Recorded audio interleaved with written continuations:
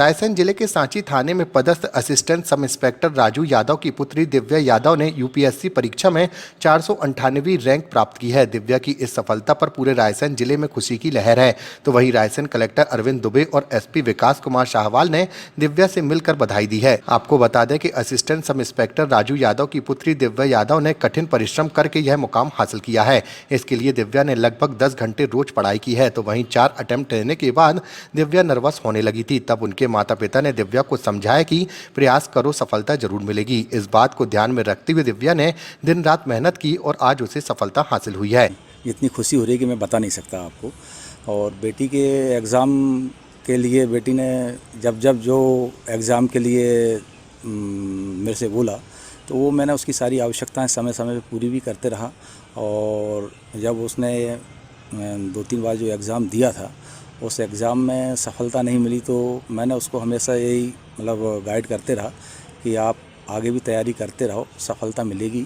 और ईश्वर ने उसको सफलता दी इस बार, तो बहुत अच्छा लग रहा है। और वैसे भी पुलिस की नौकरी में टाइम बहुत कम मिल पाता था, तो केवल फ़ोन से ही बात करके उसको जो भी समस्याएं रहती थी वो समस्याएं उसकी सॉल्व करता था। और घर पे मिसेस रहती थी तो वो मिसेस भी उसके पूरा समय का पूरा ध्यान रखती थी, क्योंकि इसमें पढ़ाई की टाइमिंग भी बहुत ज़्यादा रहती थी और मेरे पास नौकरी के कारण टाइम भी कम रहता था, तो मिलना भी वीकली हो पाता था।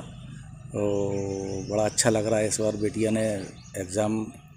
सर ये अभी मेरा नाम दिव्या यादव है। मेरा अभी 4th अटेम्प्ट में सिलेक्शन हुआ है और रैंक मेरी 498 आई है।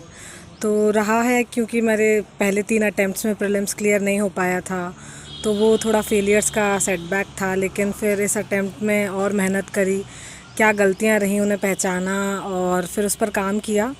तो इस बार पहली बार प्रीलिम्स क्लियर हुआ, फिर मेंस और फिर इंटरव्यू भी क्लियर हुआ।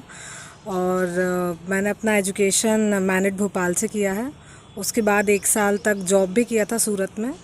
फिर 2020 में रिज़ाइन करने के बाद मैंने प्रिपरेशन स्टार्ट की थी। और सबसे ज़्यादा सहयोग मेरे माता पिता का रहा। मम्मी घर पर ही रहती थी, मैंने घर से ही तैयारी की है, तो उनका हमेशा पूरे 24 घंटे मम्मी का सपोर्ट रहता था। और इसी के साथ साथ पूरा परिवार, मेरा भाई भी और दोस्त और टीचर्स सभी का काफ़ी सपोर्ट रहा है। कितना चुनौतीपूर्ण रहा पूरा आपका पूरा, आप देखें तो कितनी चुनौती थी इस पूरे एग्ज़ाम को करने में? सर कुछ चुनौतियां तो थीं, लेकिन फिर ईश्वर के आशीर्वाद से ऐसी कुछ ज़्यादा समस्याएं नहीं आई। बस एग्ज़ाम से रिलेटेड ही था, कभी कम मार्क्स आते थे तो उसके कारण बुरा लगता था। लेकिन फिर वही अपनी गलतियों को पहचानो, उन पर काम करो, तो धीरे धीरे करते करते आगे बढ़ो बस। क्या क्वेश्चन पूछे थे, कुछ आपको याद हो? सर इंटरव्यू में पहला तो मैंने डैफ में मेडिटेशन मेंशन किया था, तो मेडिटेशन और योगा के ऊपर सवाल थे।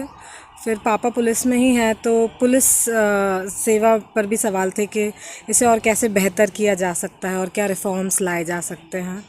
और मेरा विषय PSIR था, तो उससे रिलेटेड भी कुछ सवाल रहे थे। आपका क्या जवाब रहा था पुलिस के विषय में? क्या बदलाव होना चाहिए पुलिस सेवा में जो? सब अभी तो पुलिस सेवा को और थोड़ा मॉडर्नाइज़ किया जा सकता है और टेक्नोलॉजी का इस्तेमाल, और जो लोअर लेवल है वहाँ पर जो भी लोग कार्यरत हैं उनके लिए कि उनका जो टाइम है वो बैलेंस रहे।